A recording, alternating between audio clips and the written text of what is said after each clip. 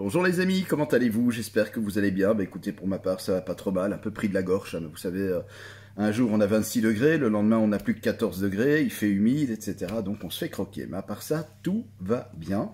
Je suis fort pris en ce moment, ce qui veut dire que bon, bah, je n'ai pas pris le temps, malheureusement, de pouvoir répondre à vos questions, qui sont très nombreuses d'ailleurs, et je m'en excuse. Mais c'est vrai que j'ai beaucoup de boulot, vous me direz tant mieux en même temps. J'ai eu une personne aussi qui a réagi sur le différentiel, est-ce qu'on doit dire interrupteur, est-ce qu'on doit dire disjoncteur. Voilà, il a apporté beaucoup de contenu et je l'en remercie. J'ai lu avec beaucoup d'attention ce qu'il avait marqué. Donc merci à cette personne. Et puis j'ai Laurent qui habite Jean-Blou, donc c'est vraiment ici à 7 km de chez moi. Laurent, lui, en fait, il a récupéré de chez sa grand-mère dans le grenier un amplificateur audio. C'est un amplificateur de marque Akai, c'est un amplificateur des années 80. C'est pas un amplificateur très puissant, c'est de la hi-fi, c'est un amplificateur qui fait 2 fois 25 watts. Et en fait, il l'a installé, l'amplificateur fonctionnait très bien, il a fonctionné comme ça pendant une bonne semaine. Et puis hier, il a voulu encore écouter de la musique après le boulot, et là, il a constaté que l'ampli ne s'allumait plus. Il dit, tiens, c'est bizarre, je vais quand même retirer le couvercle, aller voir à l'intérieur. Il regarde, il constate que, effectivement, en mesurant avec un ohmmètre, il voit qu'effectivement, il y a deux fusibles qui sont claqués, deux fusibles de 5 ampères, et deux fusibles qui se trouvent sur l'alimentation au secondaire du transformateur. Alors, il se dit, aïe, peut-être que mon ampli a un problème. Et bon, qu'est-ce qu'il fait comme il n'a pas de fusible de 5 ampères de rechange? Eh bien, il a soudé un petit fil sur chaque fusible pour le shunter. Il a remis en place et l'ampli a refonctionné. Il a de la chance d'ailleurs que l'ampli n'avait pas de problème électronique ou quoi, parce qu'en faisant ça, en shuntant un fusible évidemment, le problème c'est qu'on risque de faire des dégâts au niveau des composants électroniques.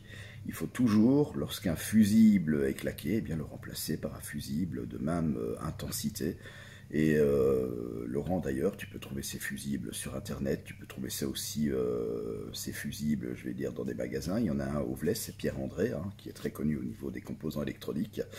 Et là, tu pourras trouver tes fusibles de type LAN. Hein. Je le rappelle, pas des fusibles rapides, il faut des fusibles de 5 ampères de type LAN, puisque, en fait, lorsque tu allumes, lorsque tu mets sous tension ton amplificateur, le transformateur demande une pointe de courant. Il y a toujours une pointe de courant qui se passe. Si tu mets un fusible rapide, et bien avec la pointe de courant, tes fusibles ils vont fondre. Donc voilà, de type LAN, 5 ampères. Mais je te conseille quand même, parce que tu me demandais, est-ce que je peux laisser ça comme ça, parce que l'ampli fonctionne, ou est-ce que je dois quand même mettre des fusibles?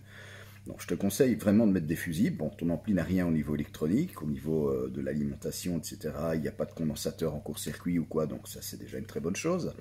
Mais le jour où tu vas avoir des problèmes, en ayant fait ce shuntage, ce pontage des fusibles, eh bien là, tu risques de foutre en l'air des composants électroniques, voire même le transformateur. Hein, ça, j'ai déjà vu. Le transformateur, il crame parce qu'il y a un court-circuit, je vais dire, à son secondaire, au niveau de la carte électronique, par exemple, et comme je le disais, des condensateurs en court-circuit.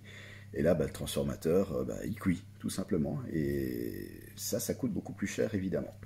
Donc, remplace tes fusibles par des fusibles de type LAN, de 5 ampères, tu remets la même intensité, et là, ton ampli sera reparti pour de nombreuses années sans aucun problème. Ici, bon, comme tu dis, ce sont des fusibles en verre.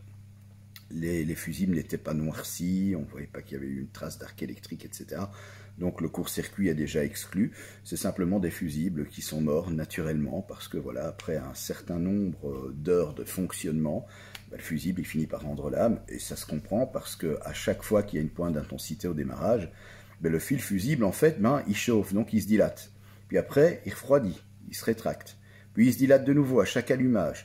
Et à force, eh bien, le fusible se fatigue et finit par rompre de manière naturelle. Et donc, il faut simplement le remplacer. Donc, je te conseille franchement, bon là, tu as dépanné ton ampli, il fonctionne très bien, mais remets deux fusibles de 5 ampères de type LAN, au moins comme ça. Si par après, il devrait y avoir un problème au niveau d'un condensateur ou quoi que ce soit, le pont dresseur, eh bien, au moins tu n'auras pas de mauvaise surprise, parce que, évidemment, quand on shunt un fusible, eh bien, on n'a plus vraiment de protection. Voilà, et bien sur ce, moi je vous souhaite une bonne après-midi en ce jeudi, une bonne fin de semaine, et je vous dis à très vite pour une nouvelle vidéo en électricité. Je vous embrasse très fort.